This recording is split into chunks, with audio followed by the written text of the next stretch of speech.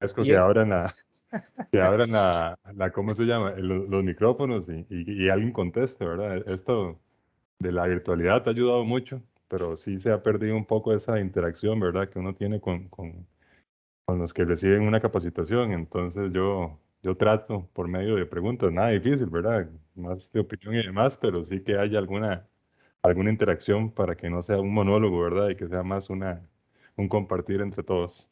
me gusta, me gusta. Bueno, entonces iniciamos. Decirles que vamos a comenzar con el proceso de grabación. Esta sesión va a ser grabada para consulta posterior.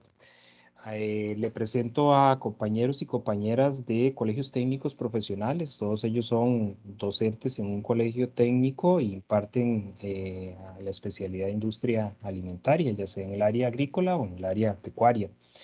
Y presentarles al señor Manuel Montero Barrantes, que es funcionario del CITA de la Universidad de Costa Rica.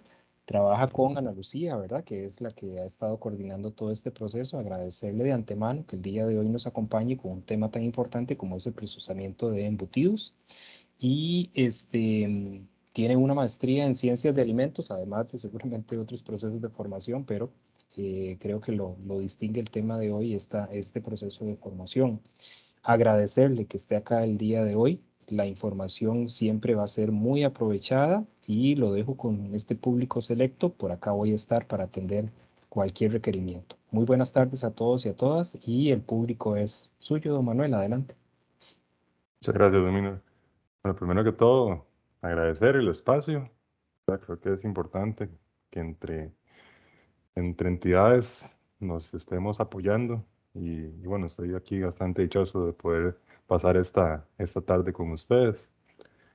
Como le decía a Don Minor, en cualquier momento, porfa, que tengan preguntas, abran el micrófono y me interrumpen, me las hacen para que ojalá esto sea un conversatorio más que una clase magistral.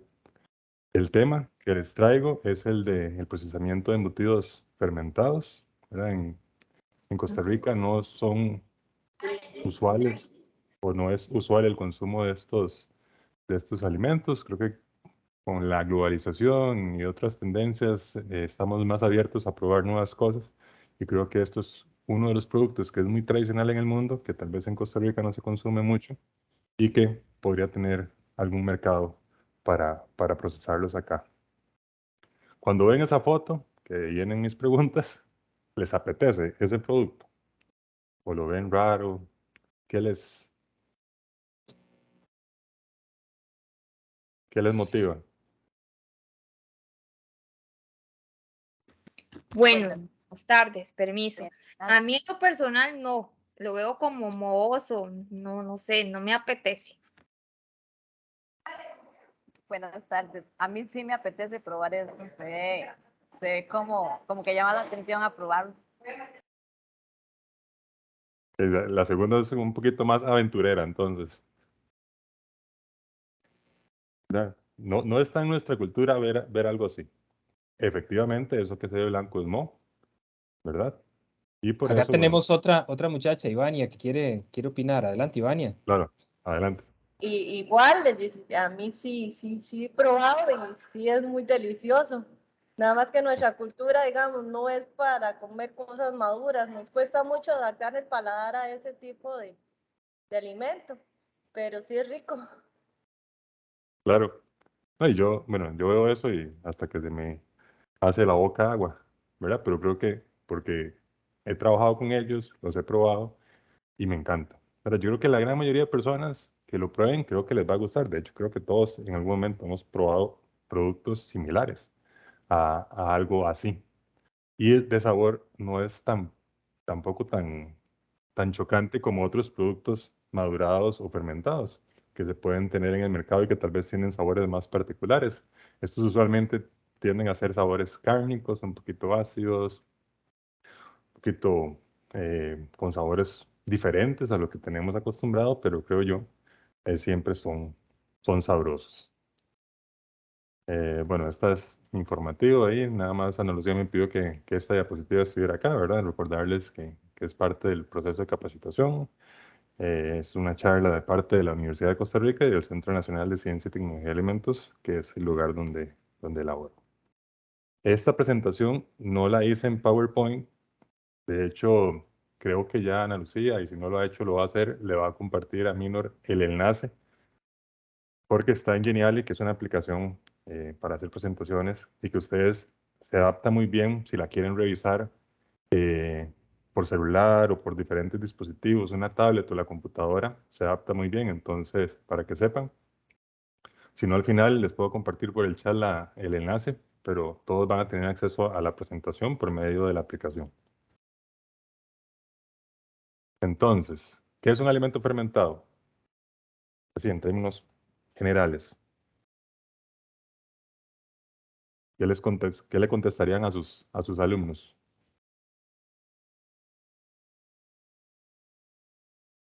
Si les hacen esa pregunta. ¿Qué es un alimento fermentado?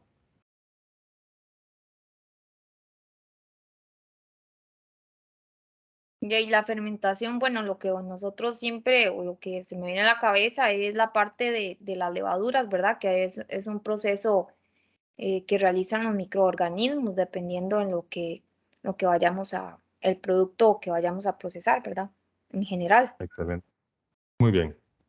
Hablaste de levaduras, ¿verdad? Sí, pueden hacerlo levaduras, pueden hacerlo bacterias, por ejemplo, pero en sí son alimentos en donde se llevan procesos donde microorganismos, ¿verdad? Usualmente bacterias, hongos o levaduras, cambian sus condiciones para elaborar un producto completamente distinto a lo que tendríamos en un producto original. Algunos productos que lleven fermentación, ustedes saben y estoy seguro conocen muchos. ¿Cuáles ejemplos me podrían dar? El pan, la El pan, cerveza, los vinos, cerveza, El vinos, chucrut, también. ¿Qué más? algunos quesos. Sauerkraut. El vinagre Sauerkraut, también. vinagre, ¿no? Perfecto. Están en todas ustedes. Aquí les puse algunas imágenes de productos que llevan procesos fermentativos. Por ejemplo, el queso azul, ¿verdad? El famoso queso que se hace con el Penicillium roqueforti. Esto sí tiene un sabor muy fuerte. No a todo el mundo le gusta, pero bueno, eh, son productos muy especiales, ¿verdad? Muy diferentes a un queso normal. El yogur, producto tal vez en su sabor no tan fuerte, pero que sí cambia bastante sus características respecto a la leche inicial. Por ahí mencionaron la cerveza, ¿verdad? El vino, el pan y embutidos fermentados. ¿Verdad? Si bien todos estos productos tienden a ser, bueno, tal vez el yogur no tanto, pero estos otros un poco pecaminosos, por así decirlo, sabores fuertes, no se pueden consumir mucho, pero que nos encantan. ¿Y cómo logramos tener estos productos? Con microorganismos actuando. Si no existieran los microorganismos o no hubiéramos aprendido a utilizarlos, estos productos no existirían, ¿verdad? Ahora, hablar un poco de los embutidos fermentados. Bueno, siempre me gusta hablar un poquito de los orígenes. Evidentemente, se hacen a partir de carne. Imagínense hace 7000 años, no sé, hace 5000 años, cómo se podía conservar la carne. ¿Qué creen que pasaba cuando sacrificábamos un animal o lo cosechábamos? Ah, Se deshidrataba al sol y se colocaba en humo para los insectos. muy bien. Igual Ya, como el caso originalmente, del tocino, lo agarraban y lo metían en la misma manteca para conservar. exactamente. ¿Verdad? Ya, evidentemente antes bueno, no tenían toda la tecnología ni los conocimientos que tenemos ahora, ni siquiera sabían del concepto de lo que es un microorganismo, pero el humano siempre tiende a experimentar, ¿verdad? La carne, evidentemente, su vida útil es muy corta, es rica en nutrientes y rápido se deteriora, entonces empezaron a experimentar, metiéndola en manteca, salándola, secándola al sol, ¿verdad? Y otros posibles maneras de conservarlos. No se me pregunten cómo o por qué a alguien se le ocurrió meterlo en intestino de animales, ¿verdad? Picarla, meterle sal, algunos otros ingredientes y ¿por qué no meterla en el intestino de un animal? Y así se creó la salchicha o los embutidos. Raro, ¿verdad? A veces las cosas que hace el humano, pero bueno, los resultados fueron muy buenos a largo plazo. Se cree que los primeros humanos que empezaron a hacer salchichas fueron los sumerios, que era una sociedad que estaba establecida donde lo que ahora es Irak, ¿verdad? Esto fue por lo menos 3000 años antes de Cristo. O sea, 5000 años, hace 5000 años a alguien se le ocurrió esta idea. Ahora, un momentito. Con el paso del tiempo, obviamente, encontraron buenos resultados. Es un proceso que no solo lleva a la fermentación, también lleva etapas de secado, y eso lo vamos a ver posteriormente, y hace que los productos sean estables, que se puedan consumir tiempo después del sacrificio del animal, ¿verdad? Se hicieron muy populares en el Mediterráneo. ¿Por qué? Porque en el Mediterráneo tiene condiciones ambientales de temperatura y humedad relativa bastante buenas para poderse elaborar. Y usualmente lo hacían de manera artesanal, ¿verdad? Las familias, era como hacer tamales en diciembre acá en Costa Rica. Se reunían, hacían el sacrificio de los animales, obviamente consumían la carne y con los restos hacían embutidos. Era como la tradición. Por ejemplo, en la Ilíada, la Odisea, se mencionan las salchichas, ya se ve en arte o en documentos de Roma, de Grecia, y se hicieron muy populares y se consumen en grandes cantidades en países como Alemania, España, Italia y demás. Acá en Costa Rica, obviamente sí consumimos embutidos, usualmente cocidos y refrigerados, pero este tipo de productos fermentados, crudos, curados, no los consumimos tanto, ¿verdad? Hay un poco consumo. De hecho, acá les muestro una foto que tomé hace pocos días de una góndola en un supermercado acá en Costa Rica. Y vemos qué productos hay en esa oferta. ¿Identifican ahí algún producto fermentado que me puedan mencionar?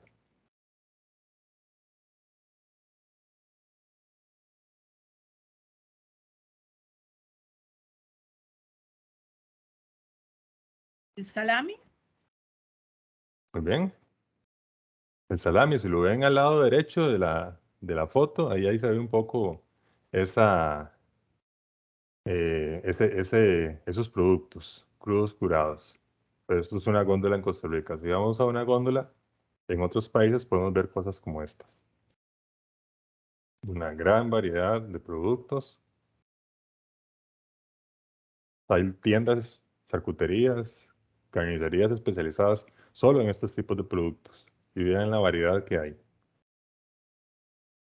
¿Por qué creen que en Costa Rica no lo consumimos tanto? Somos una ex colonia española, ¿verdad? Raro que no nos hayan traído esas costumbres. ¿Por qué Con creen permiso, que acá en Costa Rica?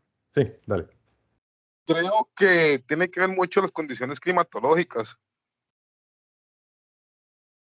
Ok, completamente de acuerdo con usted, ¿verdad? Y cuando vino Cristóbal Colón y demás, probablemente traían productos como estos ya listos, ¿verdad? Que aguantaron el viaje y los podían consumir, pero el tratar de hacerlos acá, no habían condiciones para poder hacerlos acá. ¿Verdad? Con la humedad que hay en Costa Rica, las temperaturas que manejamos ambientales, y lo que producían era de carne que rapidito estaba podrida, ¿verdad?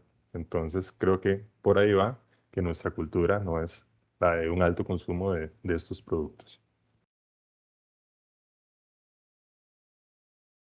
Ahora, bueno, algunas definiciones, ¿verdad? En embutidos crudos curados, embutidos fermentados que podemos encontrar. Podemos clasificarlos, por ejemplo, como productos secos, semisecos o húmedos. Los secos son los que tienen una merma de bueno, entre el 25 y el 50%, los semisecos entre el 8 y el 25%, y los húmedos usualmente no se secan o tienen una pérdida de humedad muy pequeña, menor al 8%. Evidentemente, cuando perdemos humedad, baja nuestro AW. Y mientras más secos sean los productos, vamos a tener AWs más bajos. ¿Qué era la AW? Para todos, estoy seguro, entienden el concepto, pero nada más para confirmarlo. La disponibilidad de agua en un alimento libre. De acuerdo. Y que AW son seguros en términos generales para conservar alimentos a temperatura ambiente.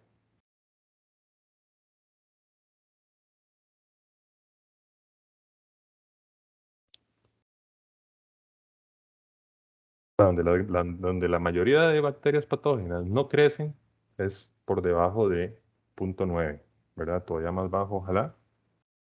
0.87, 0.85, ya casi no hay crecimiento y hasta podemos lograr que las bacterias mueran. Entonces, si lo ven así, solo los embutidos secos, los que tienen más merma y más pérdida de humedad y más bajos AWs, se pueden conservar a temperatura ambiente. Ahora, también podemos clasificarlos por cómo se procesan. Por ejemplo, los secos van a llevar un proceso de secado largo, ¿verdad? Son productos cuyas mermas son de más del 30%, 40%, y pueden llevar meses, semanas o meses, de 3 semanas para arriba para elaborarse. ¿Sí? Otro problema a la hora de producir estos productos. Ya estamos acostumbrados por lo menos en productos cárnicos, lo que hicimos el mismo día, casi que sale ese mismo día, a más tardar al día siguiente. Acá tenemos que tener procesos productivos de meses, ¿ok? O de semanas, lo cual no es tampoco muy atractivo para la industria. Algunos ejemplos, el salami, ¿verdad? Creo que todos hemos comido salami. Ahora, no es lo mismo un salami hecho de la manera tradicional a un salami cocido, ¿verdad? Que es lo que encontramos aquí en nuestras góndolas usualmente. Pero son sabores completamente diferentes y productos completamente diferentes. También tenemos, bueno, cuando en Geniali, no sé si lo han usado, pero cuando hay este símbolo es que uno puede tocar algunas partes y van a abrirse ventanas u otras cosas, para que lo sepan. Entonces, bueno, yo aquí lo que puse fue unas imágenes, ¿verdad? Por ejemplo, esto es un salami italiano. Estos de secado corto, ya estos duran menos de 15 días para estar listos. Por ejemplo, la Summer Sausage, que es como esta. Es un producto que se consume mucho en Estados Unidos. Si uno lo prueba, uno dice, eso es salami, ¿verdad? Eso al gusto tico son básicamente lo mismo, pero tienen otras condiciones de proceso, otra humedad y evidentemente otras condiciones de vida útil. Y por ejemplo, también hay productos que se embuten en tripa como la que está ahí, que es una tripa impermeable, y que son más bien como productos para esparcir, para embarrar, tipo paté, ¿verdad? Pero que llevan microorganismos que cambian su sabor. Ahora, vamos a hablar primero de los ingredientes que vamos a utilizar para elaborar los productos y después vamos a hablar un poquito del proceso y eso es como lo que comprende esta charla.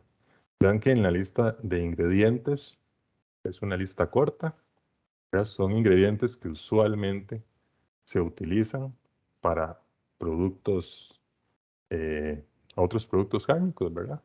Si vemos o hablamos de ingredientes para hacer una salchicha o un salchichón, podríamos tener todo esto, ¿verdad? Tal vez ahí el azúcar es un poco extraño, pero todo lo demás nos sirve, ¿verdad? Entonces vean que por ingredientes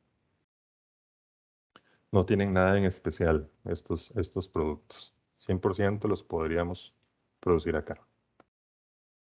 Ahora, bueno, vamos a hablar de muchos ingredientes, pero acá lo importante, lo realmente importante es la carne, ¿verdad? Tenemos que tener mucho cuidado en este tipo de productos con la carne que trabajamos, ¿verdad? Son productos que van a ver el proceso, no llevan ninguna cocción, ¿verdad? No va a tener ese punto crítico de control que va a hacer llegar a esos 72 grados que tenemos que llegar para saber que eliminamos cualquier bacteria que hay ahí.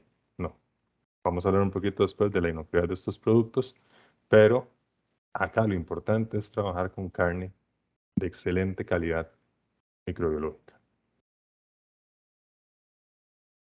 ¿Cómo ven esto aquí en Costa Rica? ¿Es fácil, difícil de conseguir? ¿Cómo podemos asegurarnos de tener una carne de excelente calidad?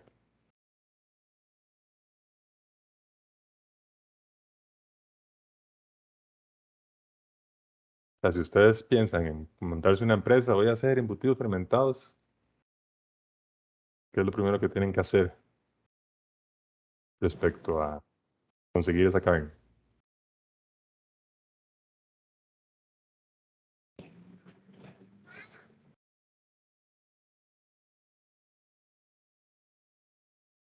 Y Buscar buscar un proveedores. proveedor.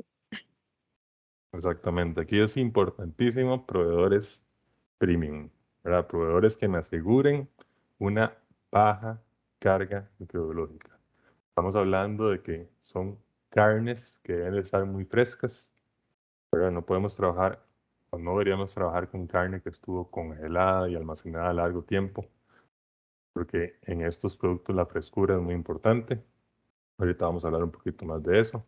Ahora se habla de que tienen que tener cargas de menos de 10 a las 5 unidades formadoras de colonia, libres evidentemente de listeria, salmonela u otros patógenos que podrían ocasionarnos problemas en el, ¿cómo se llama? En el procesamiento y en la calidad del producto final.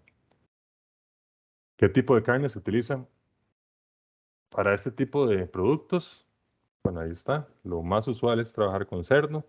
¿Por qué? Porque, bueno, el cerdo eh, es muy consumido y era muy, eh, pues estaba muy disponible en los lugares donde tradicionalmente se hace este tipo de productos. Pero en realidad podemos trabajar con cualquier tipo de carne, ¿verdad? Res, cerdo, hasta aves, ¿verdad? Aquí lo importante es la calidad. Ahora, son carnes que podrían tener más o menos grasa. Lo importante en las grasas, bueno, eso ahorita lo vamos a ver, es que su tejido adiposo sea duro, ¿verdad? Que no sean grasas aceitosas, que en bajas temperaturas son suaves, porque eso nos puede tener o nos puede brindar problemas a la hora del proceso y la maduración del producto. Evitar que tengan tendones, cartílagos, ¿verdad? Eso es proteína de mala calidad. Son productos que tienen que ligar, y si tenemos por ahí mucho tejido conectivo, vamos a tener problemas para que esa masa se compacte, sea homogénea y se ligue. A ver, son productos que vamos a secar, ¿verdad? Ya eso se los mencioné. Ahora, respecto a utilizar como materia prima carne de FD o PSE, ¿qué opinan? ¿Sería bueno trabajar con estos tipos de carne? Sí, no, ¿y por qué?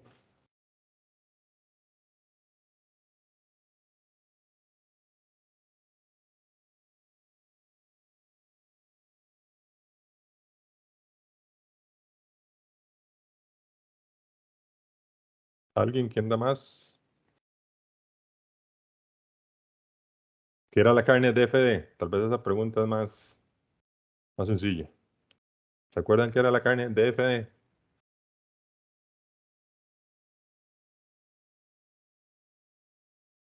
Tiene que ver algo con el proceso de post-mortem, ¿verdad? Correcto. Sí, la carne DFD es una carne que su pH es alto, ¿verdad? Tiene que ser pH superiores a 6.2, 6.5, bueno, o más todavía. ¿Por qué? Porque en su proceso post-mortem tenía pocas o nulas reservas de colágeno, entonces no se produce ácido láctico que baja el pH de las carnes. Es una carne, DFD significa eh, firme, seca y oscura. Pues, ¿por qué es firme? Porque al tener un pH tan alto, las proteínas que tienen una capacidad increíble de absorber, de absorber agua, ¿verdad? No pierden mucha agua. Entonces, cuando uno las toca, son como bien turgentes, bien gorditas, por así decirlo. ¿Por qué secas? Porque al tener esa capacidad tan grande de absorber agua, al tacto se sienten secas, ¿verdad? Entonces, por ejemplo, uno pone la carne y la pone a drenar, por así decirlo, todos los jugos de la carne, va a soltar muy poco líquido y por eso es seca. ¿Y por qué es oscura? Porque también al retener también los jugos, su color es muy, o sea, mantiene muy bien también lo que es la mioglobina y su color es muy oscuro.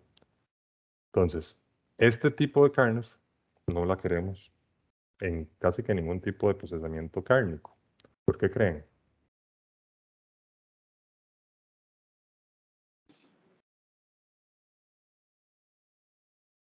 Normalmente ocupamos retención de agua en los embutidos. Pero sí retienen mucha agua, son perfectos para retener agua. Supongo que van a ser productos de mala calidad. Porque van a ser más secos. Vean que son pHs altos. Y mientras más alto sea el pH, bueno, o más cerca esté del equilibrio del neutro, las bacterias ahí son felices.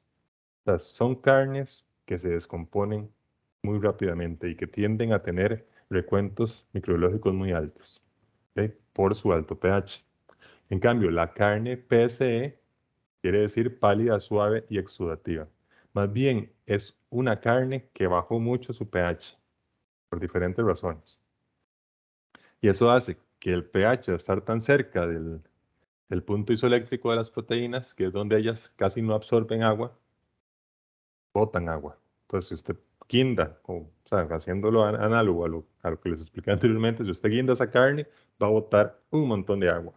Pero no la guinda y va a ver ahí. Y les pone un vasito hacia abajo, todos los jugos de esa carne.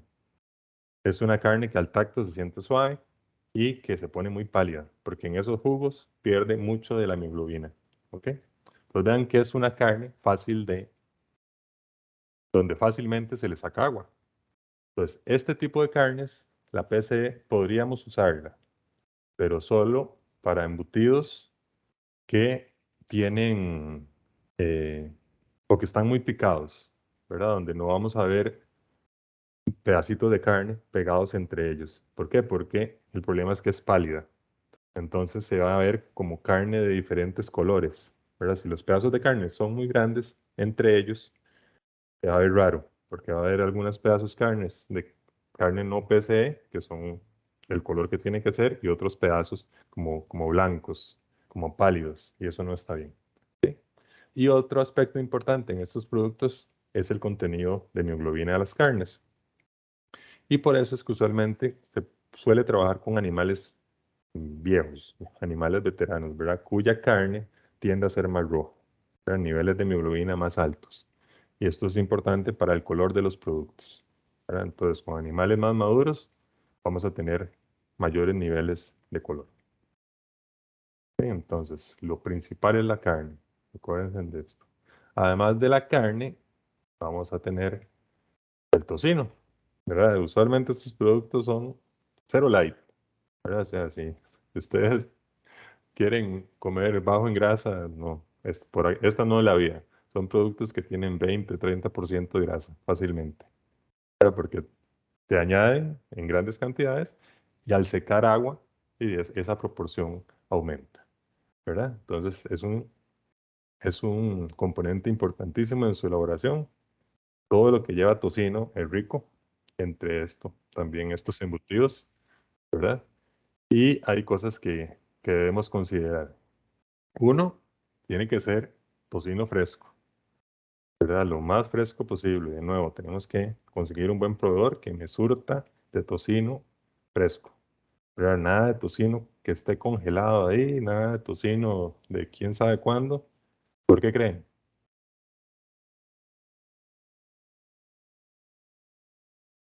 Profe, yo creo que es por lo de la rancidez de la carne de cerdo, porque cuando se congela como que libera más eso. De acuerdo, sí. Son productos, vean que son productos que para elaborarlos van a estar meses ahí esperando. Si ya arrancamos con un tocino que está rancio, ¿verdad? Que ya tiene esas notas, bueno, súper sensorialmente malas, ¿verdad? No, si ya estamos con una materia prima que ya está empezando con eso, en el transcurso del procesamiento eso va a estar mucho peor, ¿verdad? Entonces sí, tenemos que trabajar con tocino fresco para que su sabor sea adecuado y no tengamos al final un montón de producto que a lo que sabe, a lo que huele esa grasa rancia.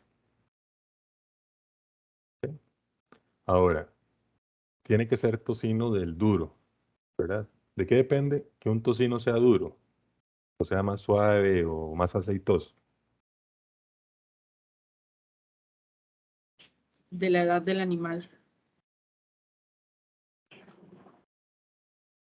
Bueno, podría ser, pero es más Alimentación, de... Sí, la alimentación del alimentación. animal.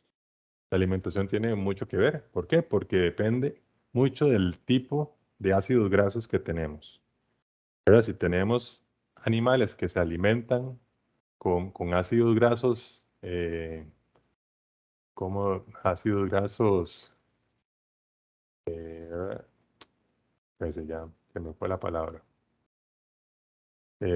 Ácidos grasos, puchica, Perdonen, como, a ver que si le llega la palabra por mientras, pero sí, tenemos sí, un problema ahorita a nivel cárnico porque en veces no es ni la alimentación ni nada, sino ya la especie del cerdo que están escogiendo porque ahora el cerdo viene menos grasoso y con más carne y más firmeza la carne, entonces incide también la especie donde venga la carne. definitivamente la especie es muy importante. Y sí, ocupamos animales más grasosos para este tipo de productos. Pero como acá no es lo que usualmente se consume, ¿verdad? Se trata de tener otro tipo de animales donde que produzcan más carne y menos grasa, ¿verdad? Porque cuando uno está alto en triglicéridos, alto en colesterol, ¿qué es lo primero que le quitan a uno? ¡Ay, el chicharroncito!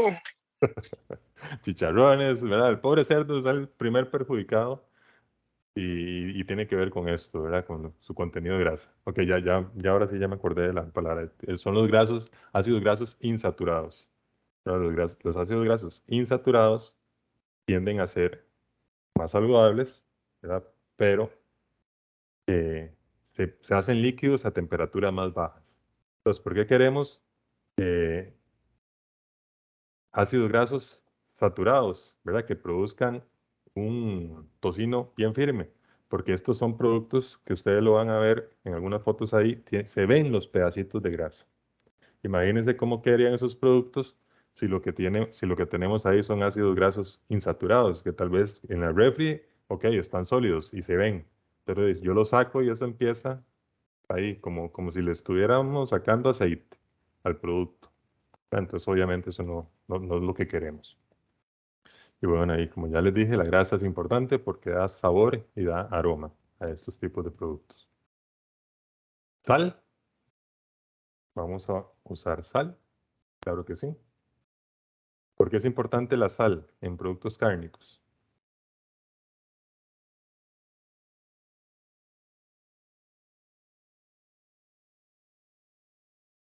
Baja carga bacteriana. Ok, puede servir como bacteriostático, ¿verdad? Hay bacterias que con sal no funcionan tan bien. De hecho, es parte de de sus usos para este producto. Son bastante salados, ¿verdad? Aquí igual los que sufren depresión no deberían de comer mucho de estos productos, ¿verdad? Todo Y creo depende que de... puede aportar y ayudar por ósmosis.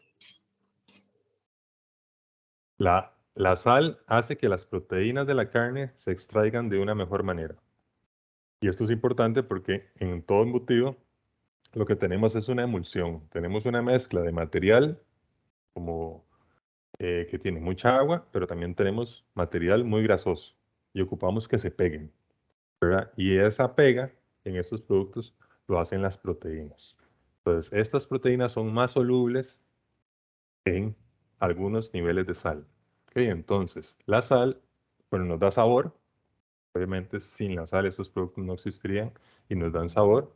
Como ya les dije, solubilizan las proteínas, ayudan a la retención de agua.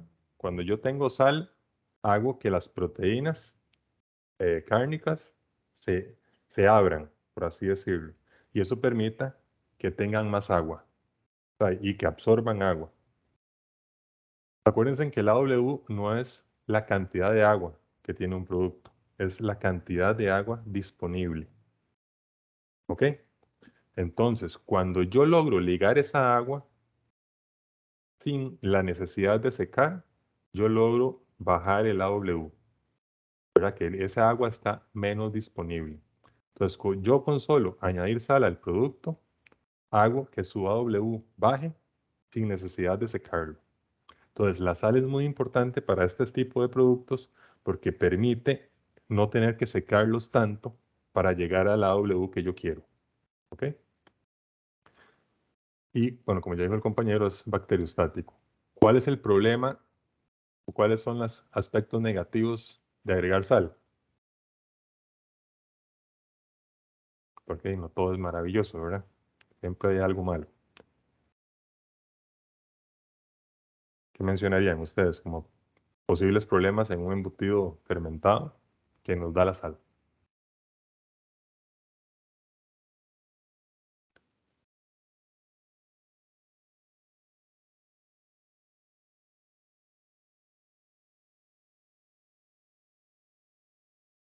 Nada. Le echamos toda la sal, entonces. No sé si tal vez el desarrollo de bacterias acidófilas. ¿Ok? Si nos excedemos, vamos a también inhibir el crecimiento de las bacterias que fermentan, las buenas, ¿verdad? Ahora vamos a ver, son bacterias lácticas y algunas bacterias micrococcus, ¿verdad? Entonces, si nos pasamos de sal, ellas mismas no van a trabajar bien, entonces no vamos a lograr el bajonazo de pH que queremos, ni el desarrollo de los sabores y aromas que queremos. ¿Qué otra cosa es negativa con la sal? Que lo es para muchos productos. La maduración del embutido no influye. No, a eso no me refiero. La sal es de esas otras cosas, ¿verdad? Sodio, el porcentaje de sodio aceptado. Exactamente. La sal es de esas otras cosas que, además de los chicharrones, el doctor es de lo primero que nos quita, ¿verdad? ¿Por qué? Por el sodio. Entonces, si añadimos mucha sal, tenemos problemas por sodio, ¿verdad? Entonces, todo eso es un balance que hay que tener. Entonces, en términos prácticos, podríamos decir que debemos de añadir, si añadimos menos de 2%, tenemos problemas porque podrían crecer otras bacterias. O sea, siempre ocupamos que sea más del 2%. Pero si añadimos más del 4%, ahí ya tenemos problemas porque más bien inhibimos las bacterias con las cuales queremos trabajar. Entonces, como concentración general en este tipo de productos, de un 2 a un 3%. ¿Ok? Que evidentemente, como hay un secado, la composición final de sal va a ser mayor. Pero como les menciono, son productos salados. Son productos que se consumen en rebanadas o con cortes muy finos. ¿Han visto no sé, por ejemplo, el jamón o salchichón español, chorizo español? Lo venden en rebanadas muy finas. Porque si añadimos demasiado a la boca, va a ser demasiada sal y no se va a degustar. Azúcares, que es de los ingredientes que le mencioné, difiere de otros embutidos. ¿Por qué añadimos azúcar? ¿Por qué creen? Porque ayuda a la fermentación. Exactamente. No es para que sepa dulce, no son productos dulces para nada. Bueno, podrían haber algunos que sí, pero es porque es la gasolina que ocupan las bacterias para producir ácido láctico. ¿Ok? Pues usualmente se Disculpe, agrega. Sí, tengo una consulta. Alguna vez en alguna capacitación me dijeron que el azúcar se colocaba y que, bueno, además de eso que usted está explicando, también facilitaba arrancar la funda. ¿Es cierto o no? pues sinceramente no lo sé, ¿verdad?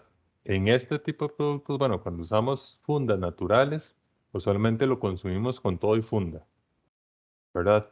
Pero si añadimos azúcar, no veo por qué facilita, por ejemplo, quitar la funda si es funda artificial, no sé, celulosa o colágeno, pero si no, sinceramente no sé. Pero voy a tratar de averiguar.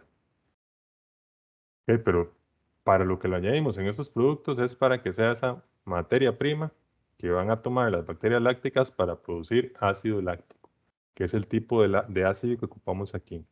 ¿Con qué fin? Bajar pH.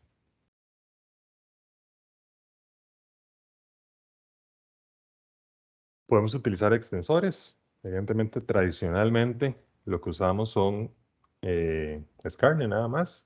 Pero bueno, todo hay que hacerlo más económico, más factible industrialmente. Entonces también, como en otros embutidos, podemos usar extensores, ¿verdad?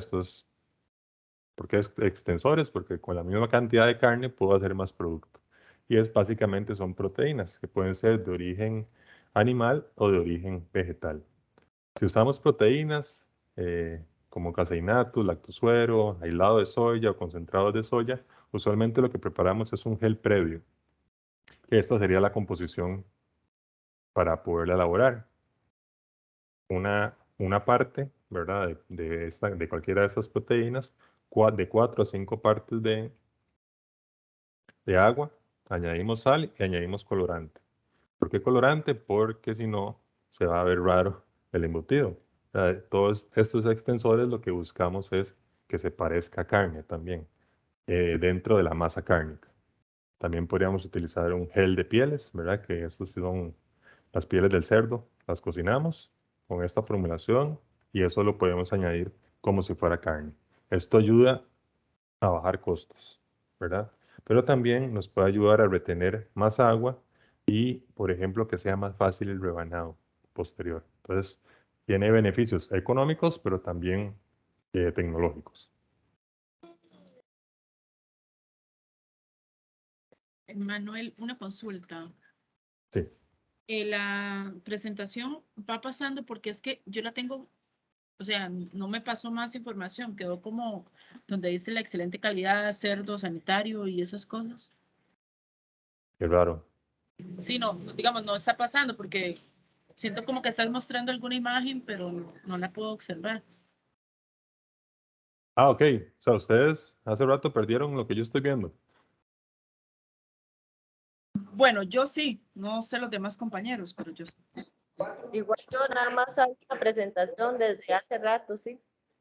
Ay, ¿por qué no me avisaron? Lo que estamos viendo es donde está la carne pues marmoleada, ¿verdad? Y dice excelente calidad, cerdo, sanitaria y eso. Bueno, Ah, la no, persona no, que ya. vi que era como que estaba explicando esta, pero Yo Ah, te no, lo no, envié al chat. mira, nos saltamos un montón. Pero bueno, ya voy a dejar de compartir para ver si vuelvo a compartir porque yo aquí lo veía, ¿verdad? Pero bueno, denme un momentito porque como yo no uso esto, ahora no sé ni cómo dejar de compartir. Ok, ya voy a hacer aquí. Y voy a compartir de nuevo.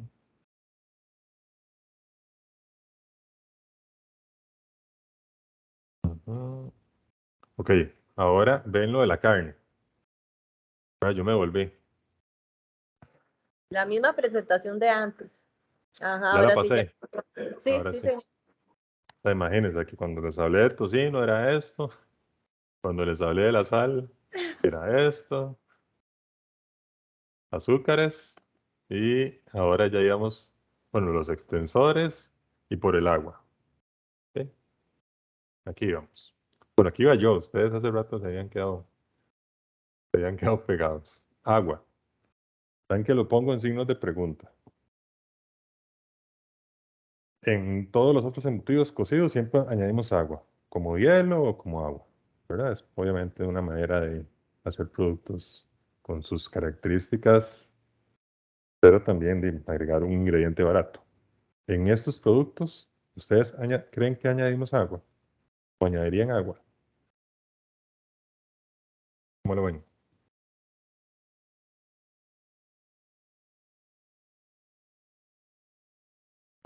Sí lleva un porcentaje de agua, pero en este momento no sé cuánto es. Ahora, bueno, llevan agua. ¿Por qué añadiríamos agua a un producto que posteriormente vamos a secar?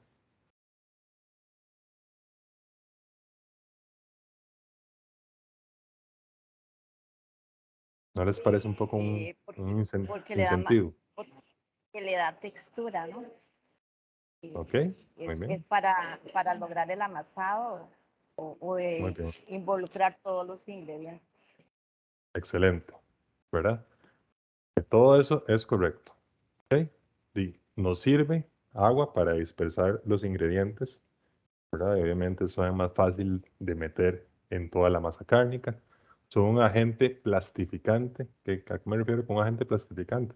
Si nosotros no echamos agua ahí, la masa cárnica o la mezcla con la que trabajaríamos es durísima, ¿verdad? Es como una, no sé, se pega toda y va a ser difícil de embutir posteriormente.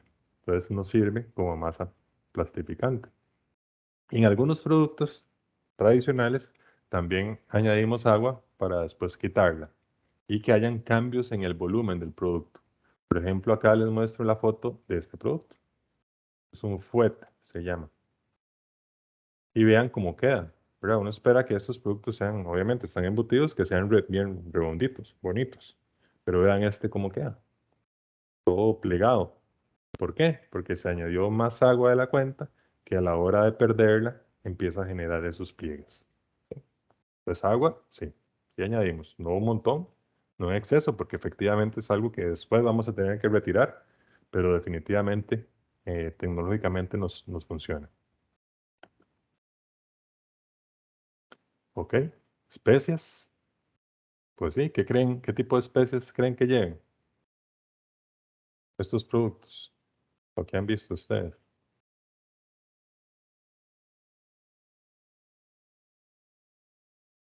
Cuando ven un Bueno, salami, ¿qué espera uno ver? yo he visto que le agregan ajo, chile dulce, culantro, bueno, todo lo que sea olores para que tenga un buen... Ok, muy bien. Pimienta, ¿verdad? Y Pimienta es una de pimienta, esas cosas que siempre está. Ajo se usa mucho. La paprika se usa mucho, ¿verdad? Hay productos como el pepperoni o el salchichón español que son anaranjados, ¿verdad? Y eso es por la paprika que utilizan. Ellos, bueno, en España, por ejemplo, se conoce como pimentón. Pueden ser enteras, ¿verdad? Pueden ser en polvo o pueden ser extractos. Las enteras son más como de adorno, ¿verdad? Por ejemplo, esos salamis que vemos con los pedacitos de, de pimienta, es pimienta en grano que se le echa, buscando justamente que a la hora de rebanarlo se vea, ¿verdad? Obviamente da un sabor, porque cuando uno lo mastica, es un sabor muy intenso y también eso se quiere, pero al resto del producto no le da sabor, ¿verdad? Porque son enteras. En cambio, cuando están en polvo, sí se esparce mejor el sabor y el, ¿cómo se llama? El sabor es más homogéneo. Y con extractos, igual. ¿Qué es lo bueno de los extractos? Que usualmente su método de extracción hacen que sean productos estériles. Y el problema con las especies es que pueden venir muy cargadas de microorganismos. Y que eso sea un problema a la hora de fermentar. Un momentito, que deje el agua aquí largo. Ok.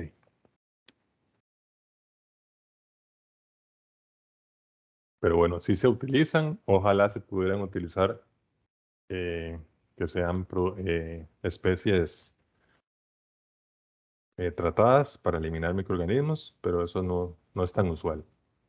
Porque son importantes, evidentemente, a sabores característicos de cada tipo de productos. Pueden tener propiedades antimicrobianas, ¿verdad? Antioxidantes, como los extractos de romero, por ejemplo. Y aportan algunos micronutrientes como el manganeso, ¿verdad? La pimienta en especial aporta bastante manganeso y eso hace que las bacterias lácticas funcionen mejor.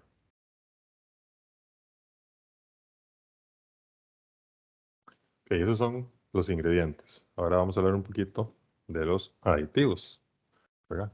Siguiendo hablando de lo que ocupamos para hacer estos productos. Lo primero que tenemos ahí, de lo que vamos a hablar, son los famosos nitritos y nitratos. ¿Para qué añadimos nitritos y nitratos? Bueno, ahí está. Pero en la mayoría de embutidos, que también los utilizan, ¿cuál es su función? Preservantes, ayuda a la emulsión. ¿Ok? Preservantes, ¿verdad? Eso es nuestro máximo escudero contra Clostridium botulinum, ¿verdad? ¿Qué más hacen?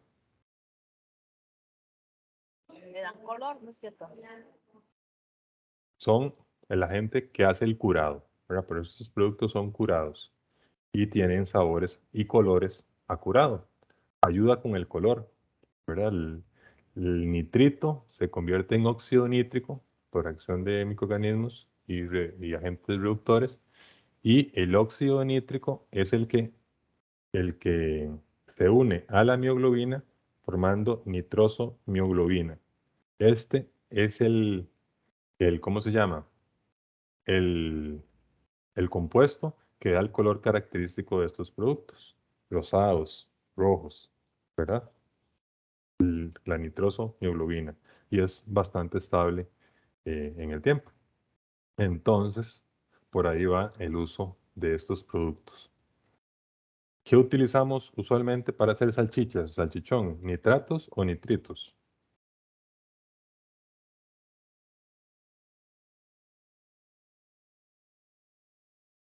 Nitritos. Ok, muy bien. Sí, nitritos es el agente funcional, pero vean que aquí estamos hablando de nitratos y nitritos. ¿Qué ocupamos para convertir nitratos en nitritos?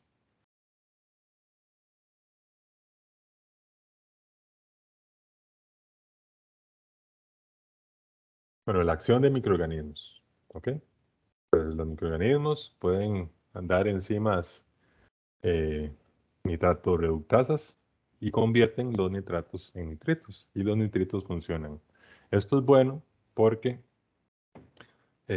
dependiendo de las condiciones, también los nitritos rápidamente pueden formar óxido nítrico y reaccionar con oxígeno y producen un color como verde o como grisáceo o como feo, ¿verdad? Entonces, si añadimos nitratos y después, como estos productos se fermentan y tenemos tiempo para que produzcan nitritos posteriormente,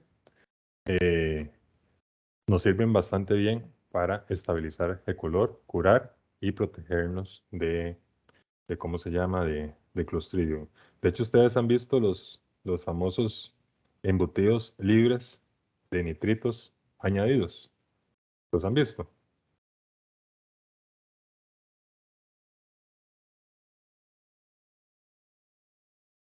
Venden, no sé, salchichas, jamones, libres de nitritos añadidos o sin nitritos añadidos. ¿No los han visto? Yo no, en lo personal. Creo No, yo que tampoco. Cinta Azul tiene, yo creo. Bueno, Son como los más esos, blanquitos. sí, tienen un empaque así, como que se ve como natural ahí, como esa es la tendencia, ¿verdad? Ahora, eso no quiere decir que el producto es libre de nitritos. ¿Por qué? ¿Cómo hacen esos productos? Bueno, resulta que el apio tiene mucho nitrato. Entonces, es un producto al cual le echan un extracto de apio, no sabe a apio, pero que tiene muchos nitratos.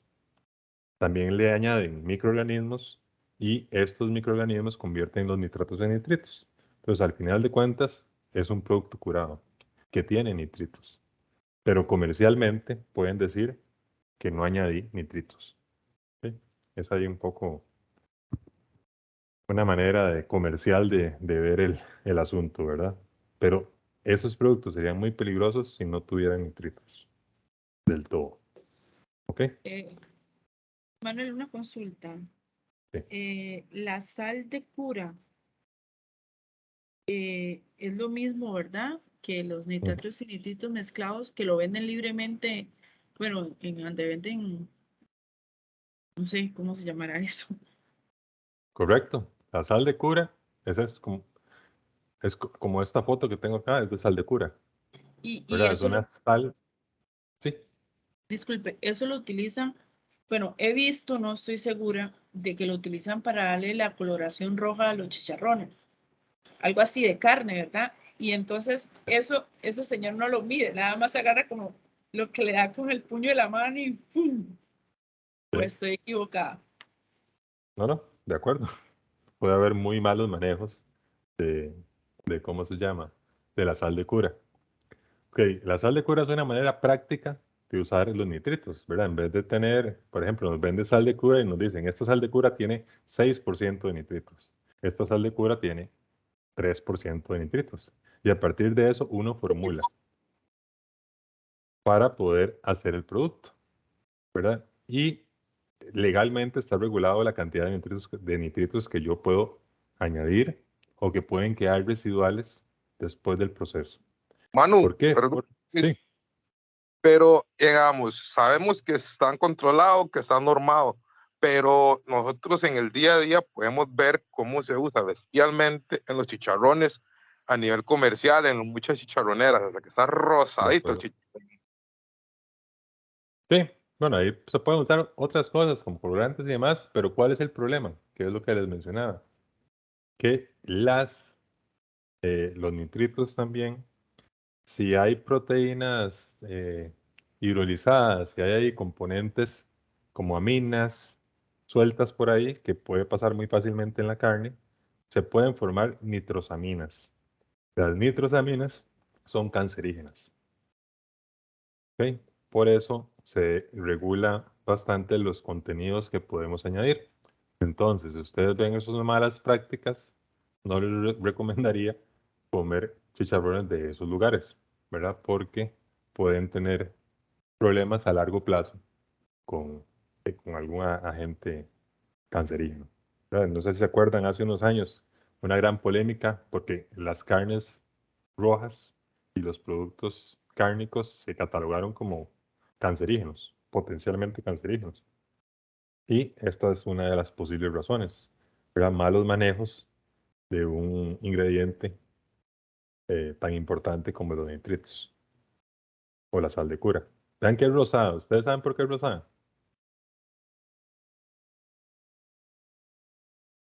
Para que no se confunda con la sal de mesa, porque se pueden estrangular si se meten una cucharada. Exactamente, es para identificarla. O sea, eso es un colorante que le echan a la sal. La sal de cura originalmente se vería blanca, pero si es igual que la sal de mesa o la sal convencional, muy fácilmente alguien podría añadirla al producto en cantidades muy grandes pensando que es sal, ¿verdad? Porque no hay manera humana de identificar una y otra visualmente. Entonces, la teñimos con un poquito de rosado. No es que sea sal del Himalaya ni nada por el estilo, ¿verdad? Simplemente para que se pueda identificar industrialmente. Entonces, los nitritos son importantes por todas estas razones, ¿ok? Pero son de cuidado. No podemos añadirlas libremente. También usualmente vamos a añadir ascorbato y bitorbato porque ayudan, aceleran el curado. O sea, ese cambio de nitritos a óxido nítrico lo aceleran. Entonces produce las coloraciones de curado más rápidamente y eso es bueno. Además, son agentes antioxidantes. Entonces hace que las grasas se pongan rancias de una manera más lenta. Las protege contra la rancidez, por así decirlo. También protege el color y el aroma del producto como agente antioxidante. Usualmente se utilizan en productos, en estos productos, muy, muy utilizados en casi cualquier formulación. ¿Qué otras cosas podemos utilizar? Por ejemplo, polifosfatos. Los polifosfatos permiten que se extraiga mejor la proteína, entonces que se pegue mejor o que se use de una mejor manera. Por ejemplo, se recomienda utilizar polifosfatos cuando el picado es grueso. Cuando yo quiero tener pedacitos de carne que fácilmente se vean en la pieza cárnica o en el embutido, es bueno utilizarlos. También si mi carne no es la mejor, de mejor calidad, le ayudo un poquito poniéndole fosfatos. Vean lo que les digo, o sea, el producto es muy grasoso, ¿verdad? Está todo eso blanco es tocino.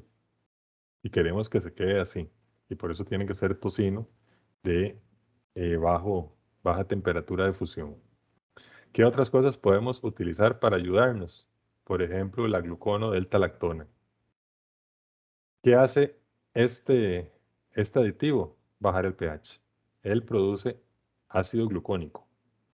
Entonces, hace lo que haría las bacterias, bajar el pH.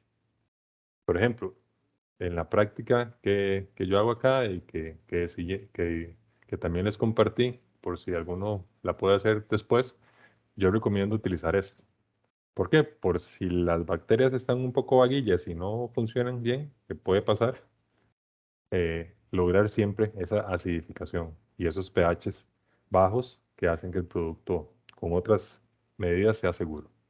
Además, podríamos utilizar antifúngicos, ¿verdad? Que son sustancias para prevenir el crecimiento de mohos. Esto dependiendo del tipo de producto. Si es un producto como este, que tiene mohos, obviamente no vamos a usar un antifúngico. Pero otro producto como este, donde no queremos que haya mohos, podemos utilizarlo.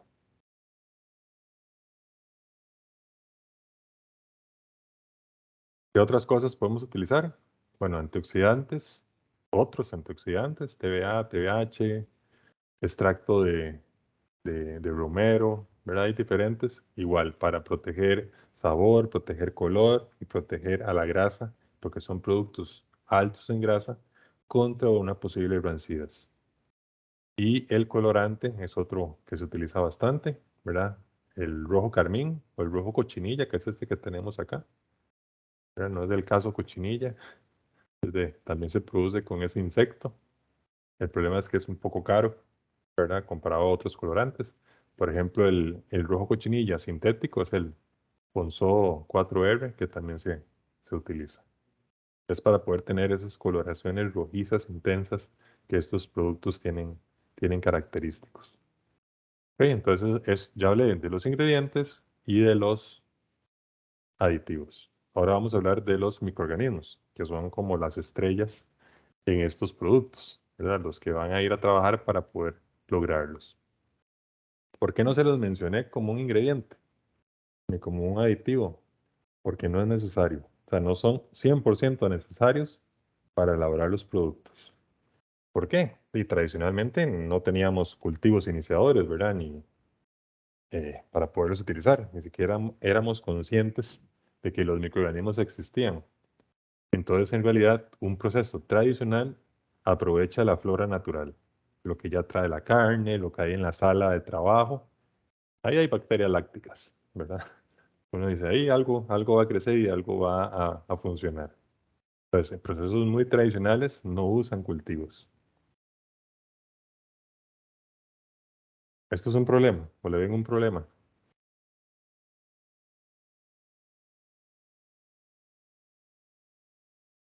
Industrialmente hablando.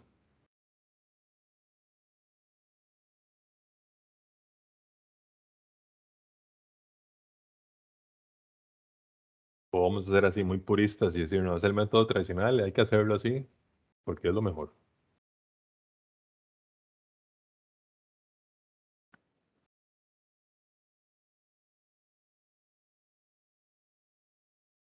Disculpa, ¿cómo fue la pregunta? O sea, que no usar cultivos iniciadores o algún otro método de inoculación les parece una buena idea.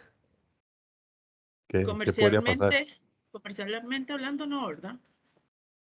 Podríamos ¿Por vernos qué? envueltos en un problemón, porque estamos Exactamente. relacionándonos con salud pública. Es jugarse, es comprar un número de la lotería del gordo, ¿verdad? Y querer Y pegarlo pegarlos. siempre, ¿verdad? Ya es difícil pegarlo una vez. Pegarlo en muchos lotes de producción para tener un producto que sea siempre igual es muy complicado. Y todos los peligros que podemos tener sin saber qué hay ahí inicialmente. Entonces, industrialmente no podemos trabajar aprovechando la flora natural. Tenemos que trabajar con cultivos iniciadores, ¿verdad? Porque les digo a un profesor que tuve que hay dos tipos de productores, ¿verdad? Que no usan cultivos iniciadores. los que tienen problemas y los que van a tener problemas. Porque si usted no trabaja con cultivos iniciadores, va a llegar a tener problemas, ¿verdad? Si no los tiene ahora, los va a tener. Nada más produzca un poquito más y se va a topar los problemas. Las cepas se contaminan, pueden crecer cosas que no queremos. Es bastante complicado. Lo recomendable es trabajar con cultivos iniciadores que los venden, ¿verdad? Hay diferentes casas proveedoras. Aquí se consiguen de Christian Hansen. Ahí se me fue el nombre de la empresa que los vende aquí. Pero bueno, si no, ahí después eh, se los puedo decir. Ok, entonces, hay varias maneras de trabajar, por ejemplo, con cultivos iniciadores. Uno puede hacer la masa cárnica y echarle. Es una de las maneras. Y con cada masa cárnica que yo hago, le echo. Le echo y eso es, creo yo, una de las mejores maneras de trabajar. Porque nos aseguramos siempre la misma calidad de producto. Pero bueno, a veces esto podría no ser tan barato, ¿verdad? O alguien podría decir, ¿qué mecanismos puedo utilizar para usar menos cultivo iniciador? Que no diría que son baratos, pero se usan en tan pequeñas cantidades que yo creo que no pasa nada. Pero, por ejemplo, podríamos hacer el pase del cultivo o la inoculación revertida. ¿A qué me refiero con esto? Bueno, yo produzco un lote, le echo el cultivo iniciador y separo un 10% de ese lote. Entonces, al siguiente lote que yo produzco, en vez de echarle cultivo iniciador, le echo ese 10% que había separado. Preparo otra vez la mezcla y de nuevo, preparo un 10% y va al siguiente lote. Y así, sucesivamente. ¿Sí? Es una manera. ¿Le ven algún problema o potencial problema a esta manera de trabajar? Claro que sí. La contaminación, si no se tienen las medidas necesarias. Ok, hay riesgos de contaminación, hay problemas de trazabilidad, ¿verdad? Prácticamente todo lo que venía aquí va a seguir pasando de un lote a otro lote.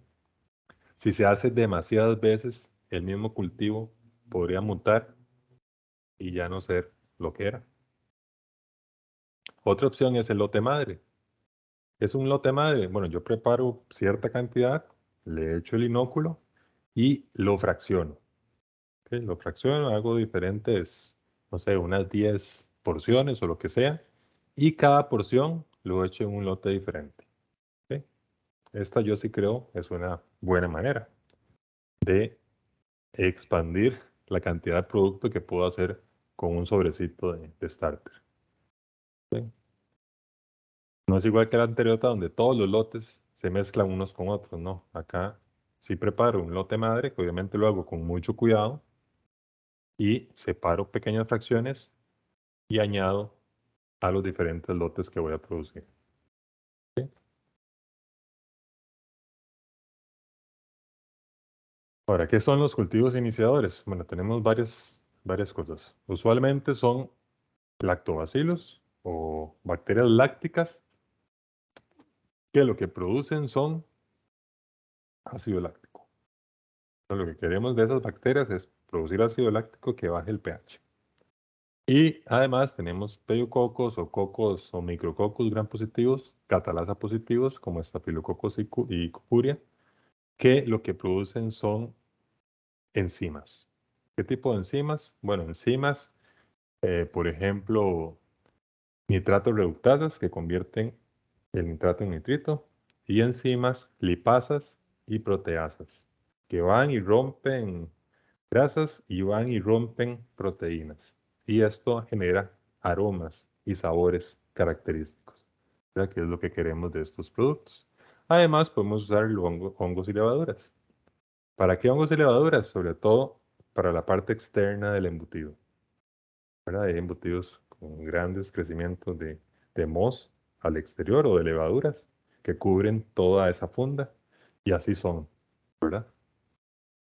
Entonces, bueno, usualmente vienen como como polvos congelados o liofilizados o secos, ¿verdad? Al final lo vamos a ver como algo así. Y nos aseguran la calidad y la estabilidad de los productos. ¿Ok? Yo puedo controlar mi proceso cuando trabajo siempre con la misma cepa.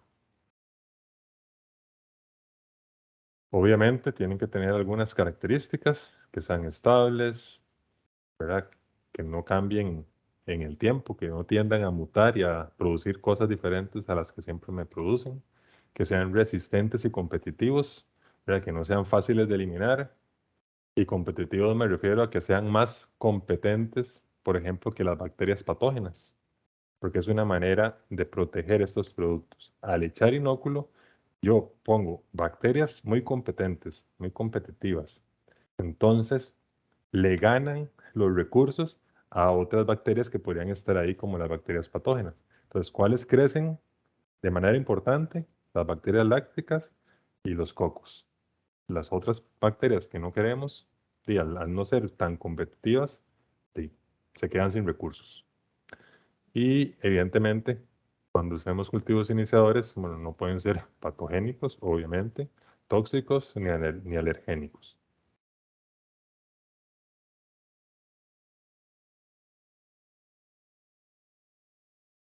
Aquí algunos ejemplos de bacterias, hongos y levaduras, ¿verdad? Vean que son mucho Lactococcus, Lactobacillus, Pediococcus, Staphylococcus y Micrococcus. Vean que no es Staphylococcus aureus, ¿verdad? No nos asustemos.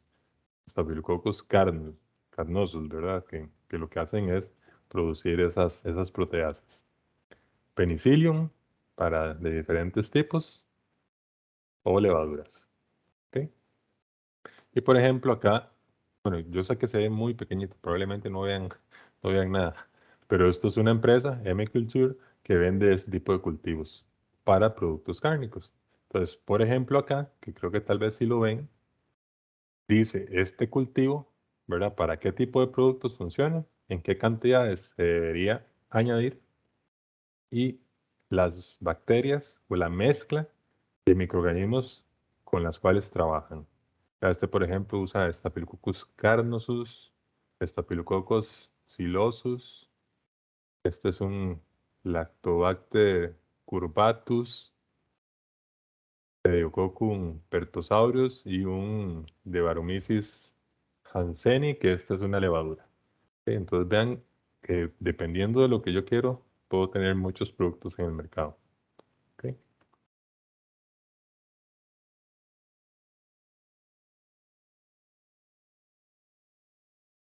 Ahora, ¿qué hacen estos cultivos iniciadores? Bueno, tienen estas funciones que repercuten en las características sensoriales de estos productos.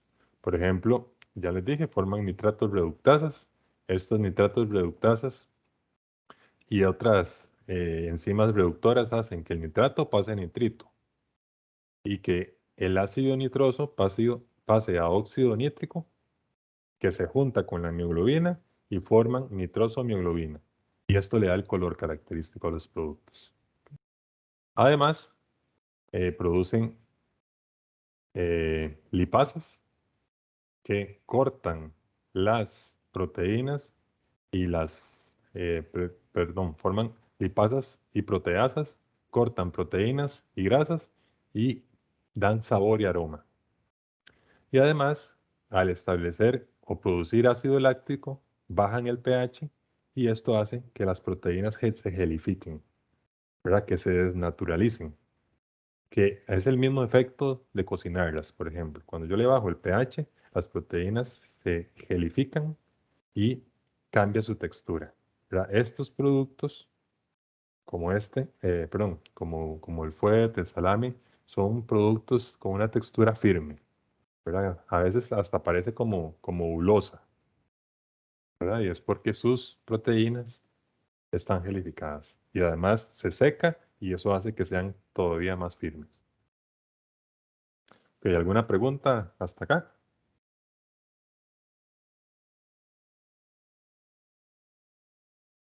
¿Sí?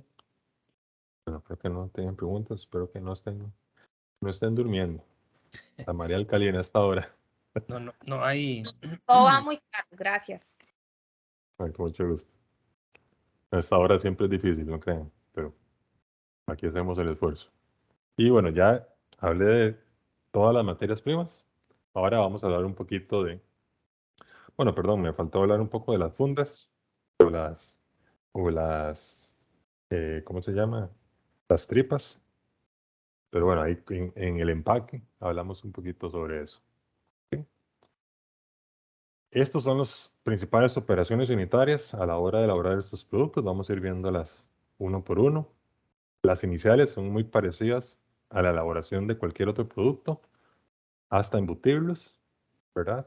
Pero ya después vienen lo que es característico, que es la fermentación y la maduración, ¿verdad? Que son dos etapas vitales, que son las que hacen lento el proceso, ¿verdad? Y las que yo creo también dificultan que en Costa Rica hagamos este tipo de productos, ¿verdad? Porque la mayoría de empresas que está destinada a productos cárnicos convencionales en Costa Rica tendrían que casi que construir una nueva planta para poder tener cámaras de fermentación y de maduración adecuadas, ¿verdad? Y es una inversión que puede ser muy alta.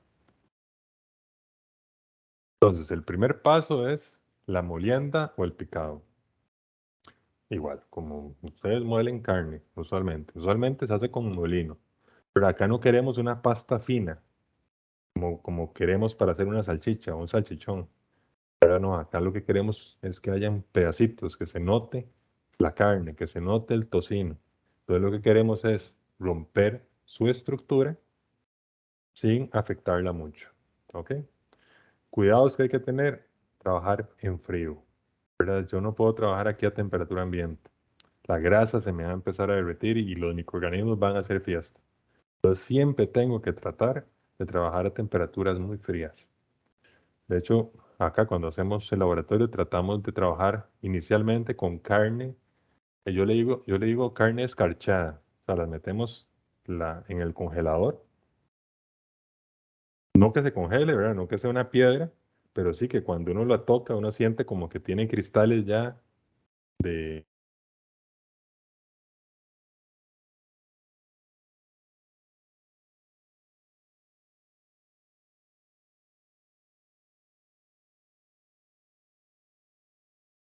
Disculpen, ¿fue a mí o a todos que se les Sí, fue la señal?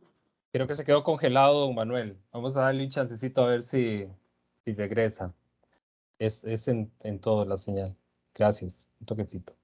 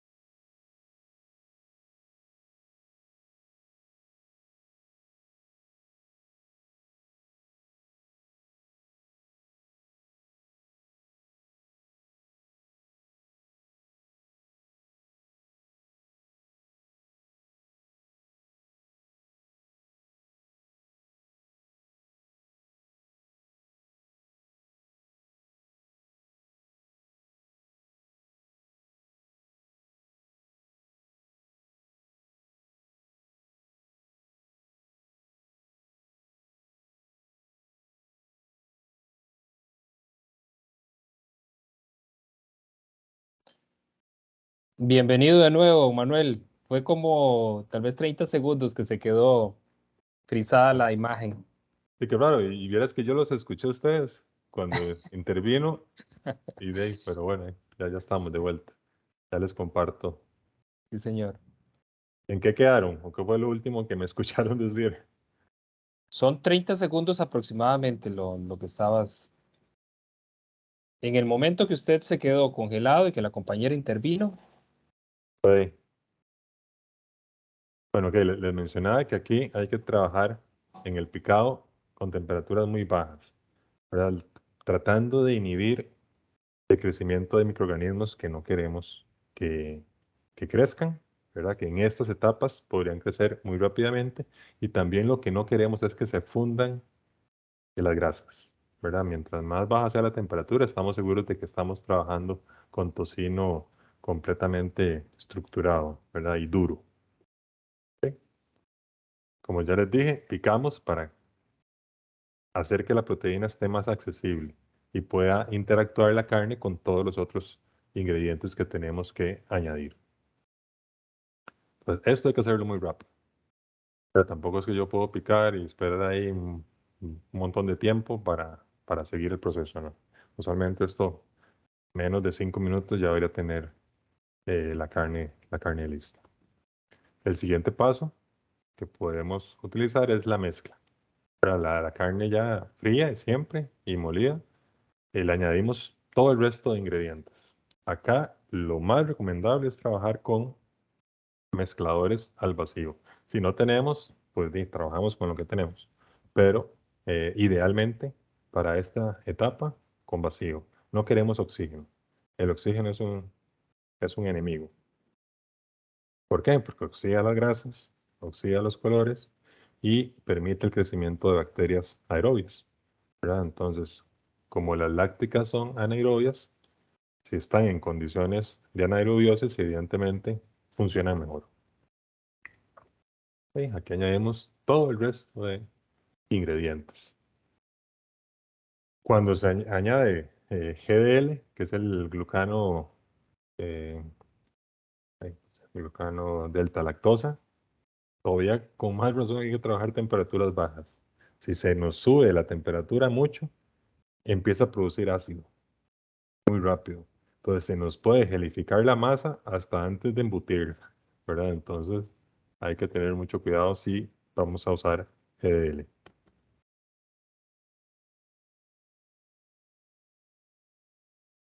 Reposo. Ya después de terminar la mezcla, convencionalmente se lleva una etapa de reposo que podría durar hasta un día. Obviamente temperaturas de refrigeración. No queremos que crezcan en ningún microorganismo. Y la idea es que la mezcla, o sea, haya como transferencia de masa y ¿cómo se llama? Y que la masa, su composición sea más homogénea.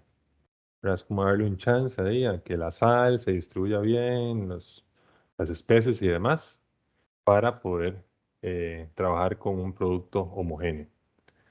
Cuando trabajamos con calibres gruesos, ¿verdad? Productos con calibres gruesos, esta etapa podría hasta no hacerse. ¿Por qué? Porque es tan grueso el diámetro que su proceso de secado y maduración es muy largo. Y eso le da chance a que en ese mismo proceso se distribuya bien todos los componentes. ¿Ok? Pues esto puede no hacerse. De hecho, bueno, cuando hacemos el laboratorio acá, lo hacemos como por 4 horas, 5 horas.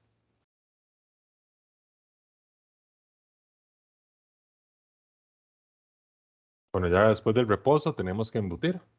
Aquí es toda bueno, obviamente industrialmente no sería algo así tan manual, ¿verdad?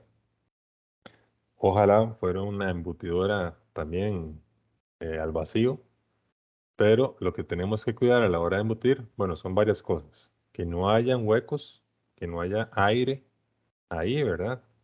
Es todo un arte poder hacerlo.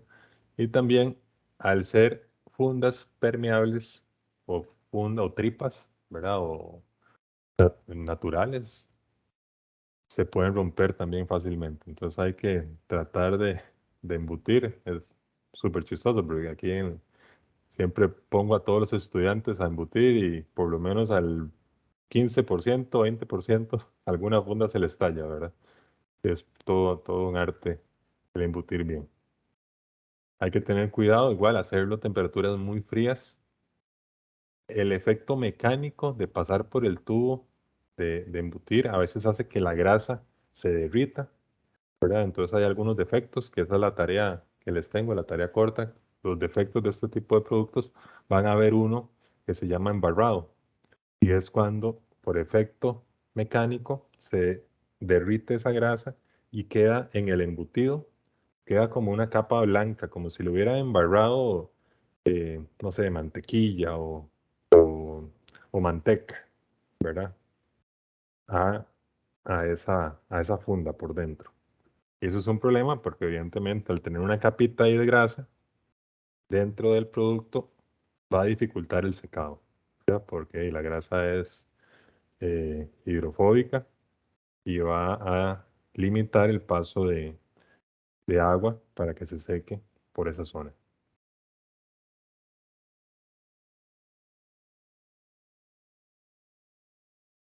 Ok, después de embutir, vamos a fermentar. Esta etapa, usualmente, condiciones normales, pues, depende de cómo yo lo haga, puede durar de 8 horas a 2, 3 días, ¿verdad? Por ejemplo, hay fermentaciones cortas que yo las hago a temperaturas elevadas, ¿verdad? De 20, entre 20 hasta 40 grados máximo, pero usualmente andan cercanos a los 20, 25, 30 grados. ¿Qué es lo que busca? Y tener temperaturas donde, donde el cultivo iniciador funciona muy rápido, funciona muy eficientemente. Entonces logramos bajar el pH rápidamente. Suena temperaturas peligrosas, ¿verdad? Y de hecho lo son. Pero ¿por qué las podemos manejar? Porque tenemos cultivo iniciador, que son muy competentes y que no van a permitir que otras bacterias patógenas crezcan. ¿Qué pasa si voy a usar el método tradicional y no voy a usar cultivo iniciador? Esta fermentación tenemos que hacerla a temperaturas menores de 7 grados, porque ahí limitamos mucho el crecimiento de Staphylococcus aureus. ¿Okay? Entonces, al bajar tanto la temperatura, en vez de trabajar a 26, trabajo a 6, obviamente el proceso de fermentación se hace mucho más largo y puede durar días hasta alcanzar el pH que yo quiero. ¿Okay? Nosotros acá en el laboratorio, cuando lo hacemos de un día para otro. La dejamos a las 4 de la tarde los productos en el fermentador, usamos un fermentador de pan, y ya al día siguiente ya están fermentados y listos para ir a la cámara de maduración. ¿Okay? Lo que buscamos acá es bajar pH. Acá todavía no buscamos secar. Por eso usualmente en las condiciones de proceso no tenemos humedades relativas bajas. Podemos trabajar con humedades relativas altas o humedades relativas un poquito más bajas que condiciones ambientales que empiecen a secar un poquito, pero no mucho. ¿Ok? Acá, después del proceso, ya uno siente otra textura en el ¿cómo se llama? En el embutido. Ya al inicio, cuando uno la toca, es como tocar un chorizo nacional, digamos, crudo. Y ya después de la fermentación, cuando ya el pH bajó y las proteínas gelificaron, ya uno lo toca y es como tocar un chorizo precocido. ¿Okay? Esa es más o menos la textura que uno ve acá.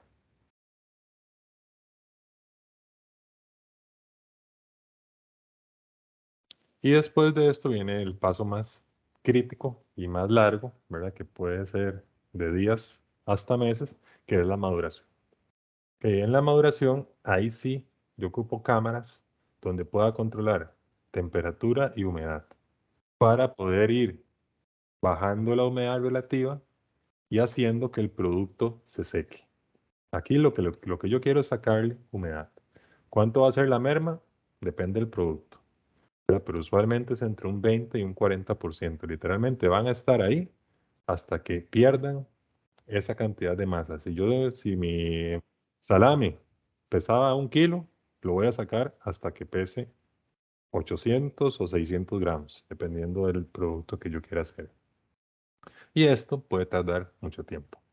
¿De qué va a depender? Bueno, de la velocidad del aire. Mientras más veloz sea el aire, más rápido seco. De la humedad relativa. Mientras más baja sea esa humedad relativa, más rápido seco. Del grosor del producto. Mientras más grueso, más lento es el secado, ¿verdad? Porque hay menos superficie para toda esa masa que queremos secar.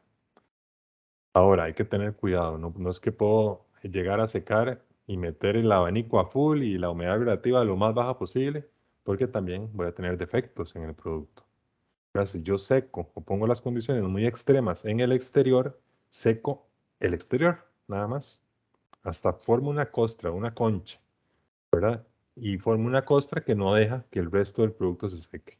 Pues este secado tiene que ser lo más rápido posible, pero que permita que el agua que está en el interior del embutido se mueva a los costados para que pueda salir y que su textura sea bastante homogénea, ¿verdad? Evidentemente, lo que está más cerca del borde va a estar un poquito más seco y es más duro, pero el resto de la masa cárnica, uno espera que su textura sea homogénea. ¿Ok? Y en los productos que tienen mucha grasa, ocupamos humedades relativas mayores del 75%. ¿Por qué? Porque, bueno, les hago una pregunta. ¿Ustedes, el tocino tiene agua? Si uno le hace una composición química al tocino, ¿ustedes creen que les va a salir que tiene alguna concentración de agua o solo o 100% grasa? ¿Qué creen ustedes? Considero que sí debe tener agua. ¿Sí? Sí tiene agua, pero ¿dónde estará esa agua? O sea, si uno pone en un microscopio un tocino bien rebanado, finito, lo que uno ve son glóbulos de grasa.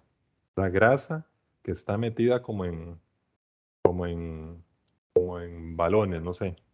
El agua está en las membranas de esos glóbulos grasos. ¿Sí? El agua está en las membranas. Entonces, ¿qué pasa si yo seco tanto que quito el agua que está en las membranas de esos glóbulos de grasa? La grasa se empieza literalmente a salir. Es como si se generara aceite, se derritiera la grasa. Y no es porque la temperatura está alta, no. Es porque rompí los glóbulos que la contenían, por así decirlo. Entonces, esto hace que productos empiecen a botar aceite. Literalmente, es como si los hubieran metido en un tarro de aceite y los cuelgan ahí y empiezan a gotear. Eso es un defecto de calidad. Entonces, si tienen productos con mucha grasa, la humedad relativa tiene que ser mayor al 75% a la hora de sacar. Profe, una consulta. Sí. Con respecto al chorizo chino, que ellos están empacados al vacío, pero están como recubiertos de grasa. Esa liberación de grasa se debe, bueno, esta expulsión de grasa se debe a la eliminación de agua, ¿es? No, es porque No. son productos Así son, altamente. muy, muy grasosos. Pero no tiene que ver con la liberación de agua. Y bueno, una cámara como esta no es diferentes tipos de productos, ¿verdad? Porque obviamente esto dura tanto para procesar que uno tiene que ir planificando su producción para poder sacar el producto siempre, ¿verdad? Entonces uno va a tener diferentes racks con diferentes estadios en el proceso de maduración. Y vamos a ver algunos que no tienen MOS como estos, o otros ya más viejitos que tienen MO, ¿verdad? El MO podría ser o no deseado, dependiendo del producto que sea.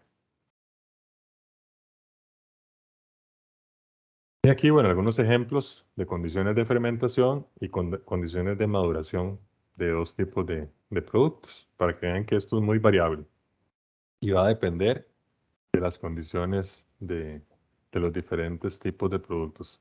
Por ejemplo, esta, que es como un tipo norteño o tipo mediterráneo, con una salchicha fermentada, vean que la tipo norteña se hace de 20 a 26 grados la temperatura de fermentación y dura 62 horas.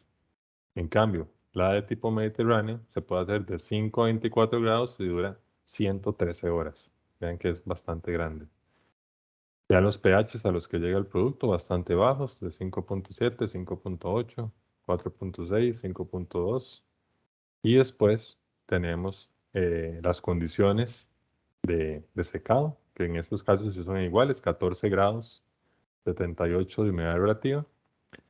Y este dura 2 semanas y este 4 semanas para salir. Entonces, dependiendo de los tipos de productos, va a depender su maduración. En nuestras prácticas que hacemos acá, que lo que tratamos de hacer es un salami, pero un salami para acelerar el proceso, que lo embutimos en funda de chorizo, ¿verdad? Así lo hacemos acá. Nosotros duramos entre 3 y 4 semanas en la maduración para lograr una merma de 30%.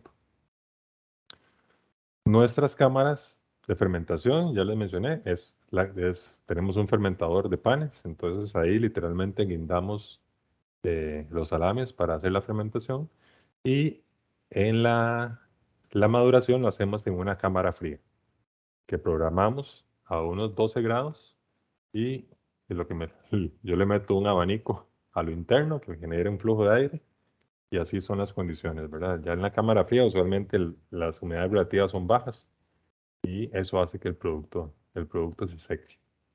¿Verdad? Por si ustedes tal vez no tienen las condiciones en sus plantas para hacer el producto, en realidad se puede hacer siempre tal vez no en las condiciones ideales, pero con tener una refri donde podamos guindar el producto, podemos empezar a hacer algunas pruebas. ¿Qué pasa durante la fermentación y la maduración? Esto es lo que pasa. Las bacterias que podemos ser lácticas o de micrococos empiezan a crecer, ¿verdad? Tienen azúcar, tienen proteínas, están al vacío, ¿verdad? Bueno, sin oxígeno, entonces, ¡pum!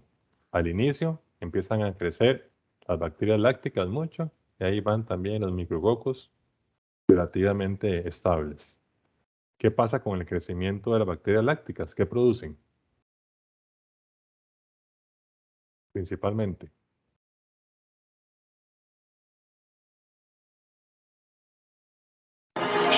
Cambian el pH.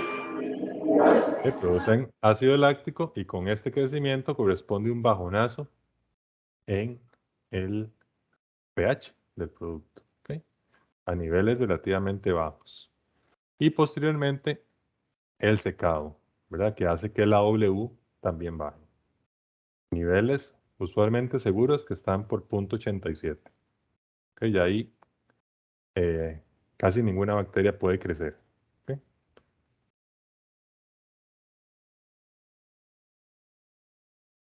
Podemos ahumar o no el producto, ¿verdad?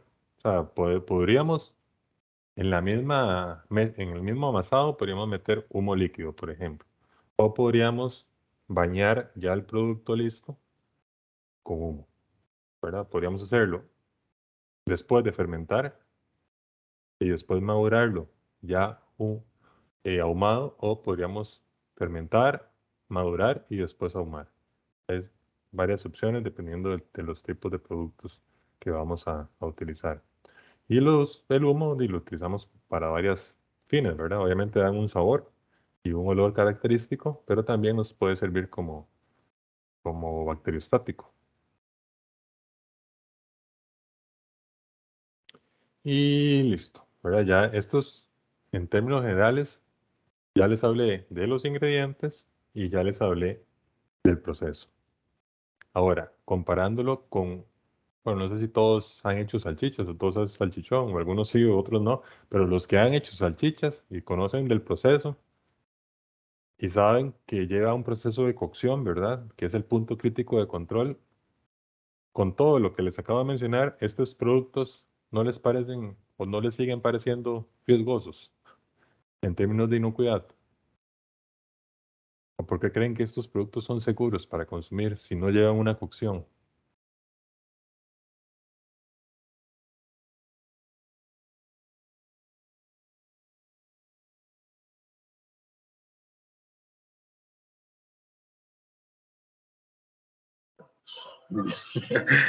Tienen primero microorganismos añadidos, AW bajo, pH súper bajo, nada va a crecer. Muy bien. Vean que no es una sola cosa. Tiene un montón de barreras que todas juntas hacen que el producto sea bastante seguro, ¿verdad? Tienen sal, que inhibe el crecimiento de ciertas bacterias, tienen nitritos y otros conservantes que inhiben Clostridium, que podría ser un problema.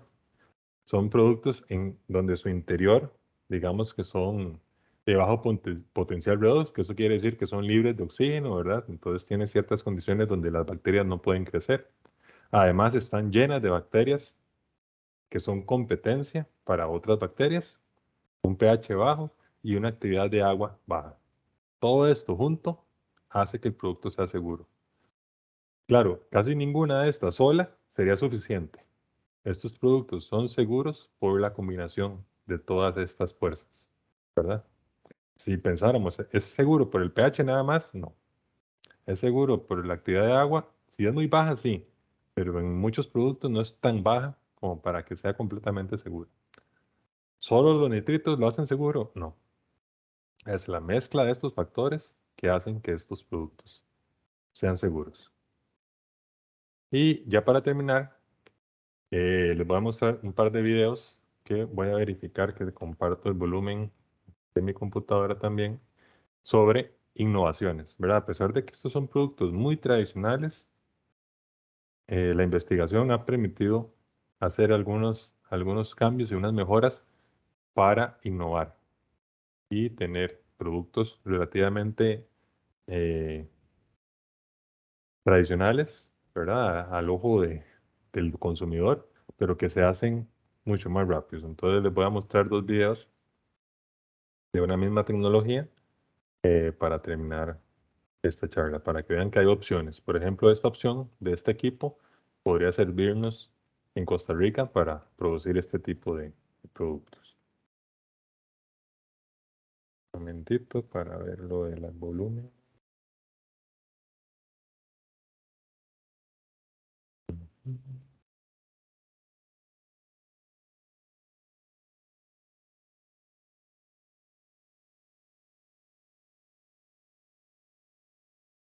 Tuve que dejar de compartir para volver a compartir, porque aquí no sé cómo es, pero creo que ya está. Por favor, me confirman que escuchan.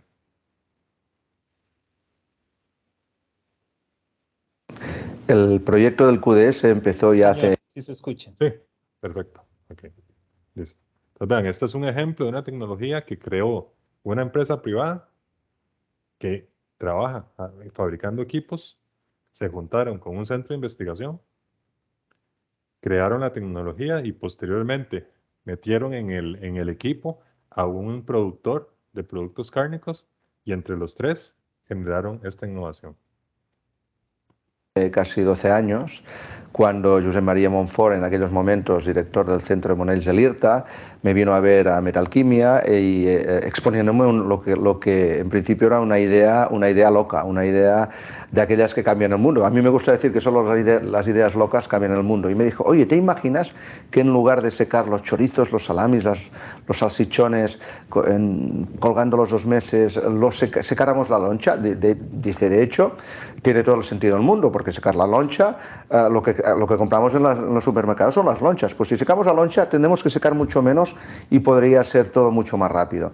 Yo lo encontré una tecnología de disrupción, una tecnología que realmente puede cambiar el sector y decir, pues vamos, confabulémonos todos juntos y es lo que hicimos. Nos confabulamos todos los equipos del IRTA con Josep María Monfort tirando del carro y un servidor tirando del carro en Metalquimia, también confabulando todos nuestros equipos, todos unidos, con un compromiso común y compartido para conseguir esta tecnología que realmente era de ruptura. De hecho, la idea era muy sencilla. Una cosa es decirlo, la otra cosa es hacerlo. Y empezamos por esto. Todos los equipos del IRTA empezaron a hacer todo el tema de microbiologías, todos los temas de seguridad alimentaria, todos los temas de análisis y controles organolépticos, etcétera, etcétera, etcétera. Y todos los equipos de Metalquimia nos centramos más, nos focalizamos en toda la parte ingenieril del proceso. Hicimos pues los primeros prototipos para que la gente de IRTA pudiera ya empezar a acelerar todo el tema de investigación y en ello estábamos hasta que al cabo de 4 o 5 años decidimos buscar un socio industrial ya para hacer un poco la puesta en el mercado del proyecto, que en este caso fue Casademont.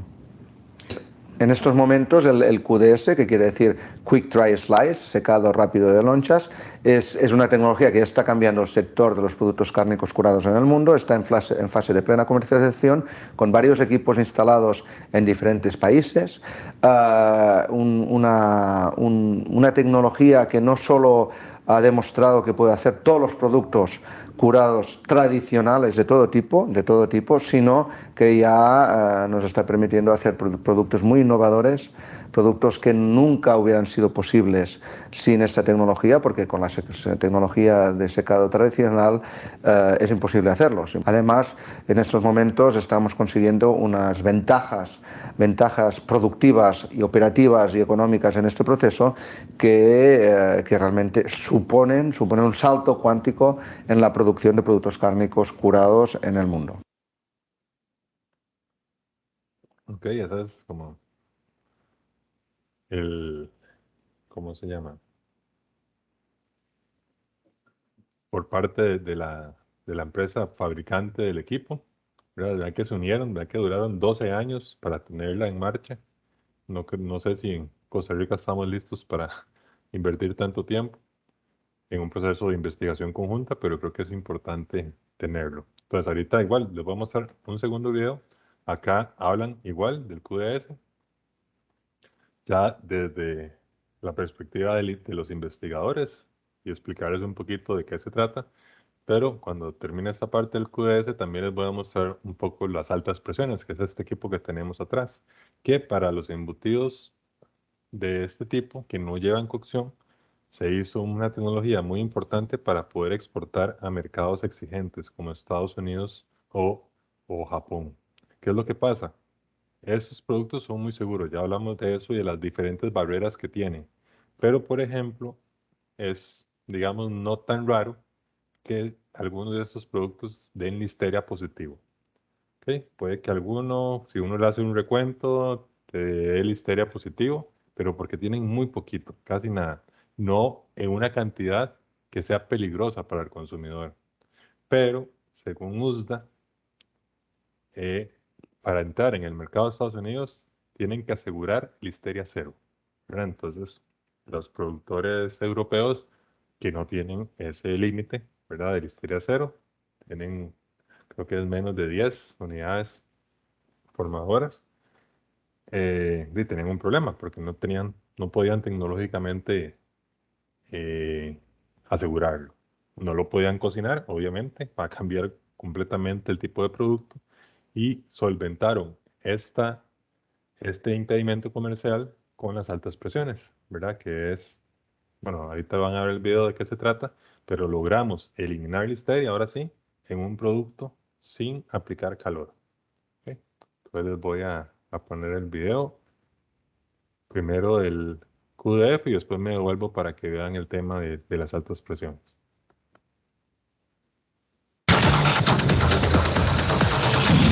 El Centa IRTA es un laboratorio gigante. QDS es uno de sus proyectos ya instalado en empresas alimentarias. Secado rápido para embutido, maduración y fermentación las hacen como siempre. Lo nuevo es que aplican aire caliente sobre lonchas.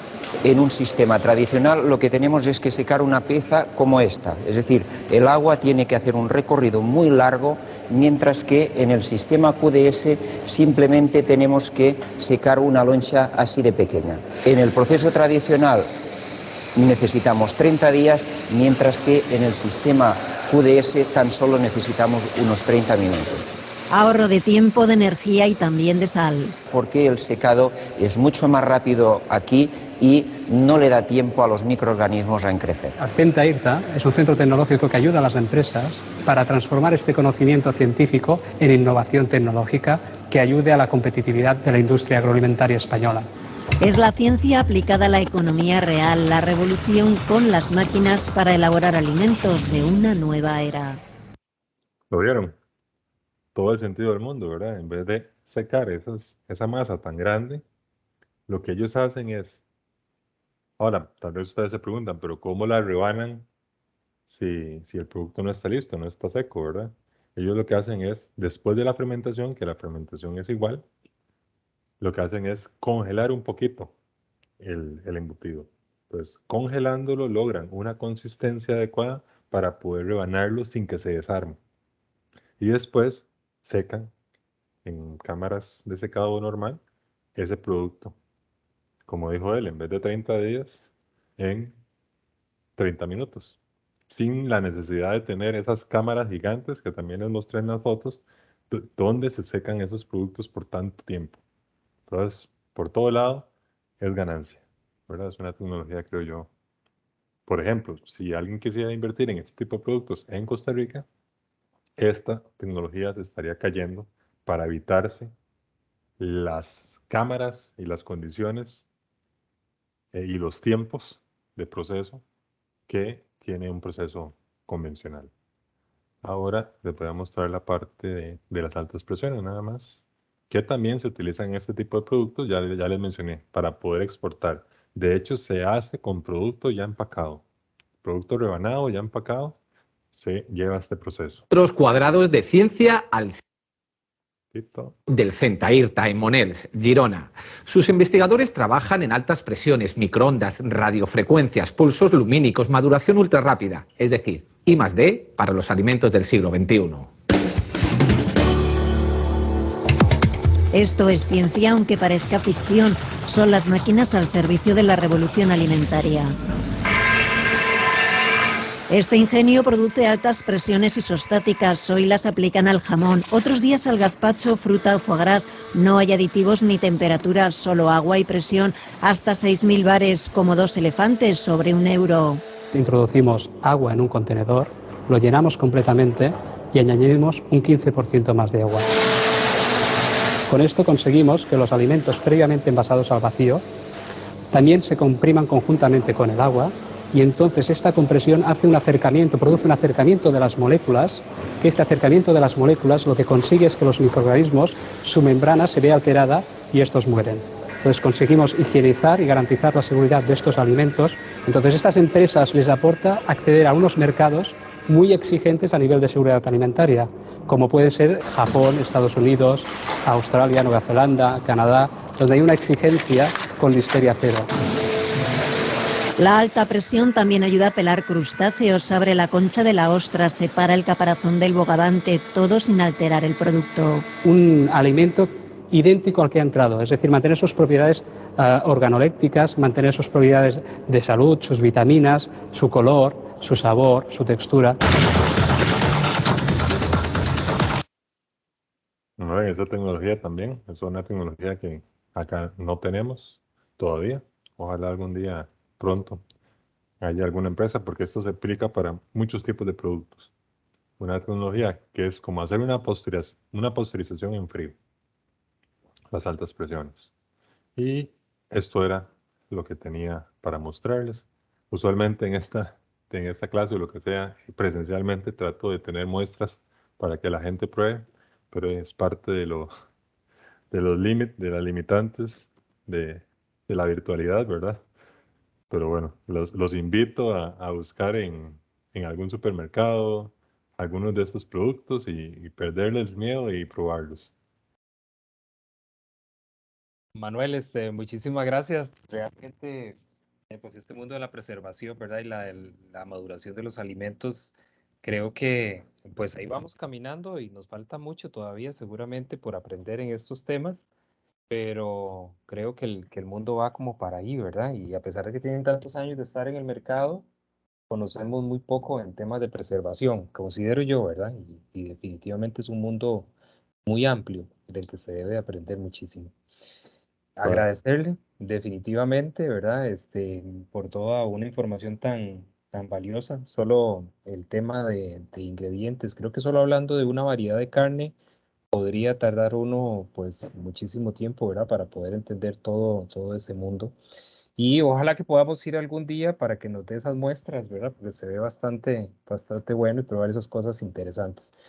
Yo no sé si algún compañero o compañera quiere hacerle una consulta a don Manuel antes de despedirlo y agradecerle algo que haya quedado por ahí, alguna inquietud.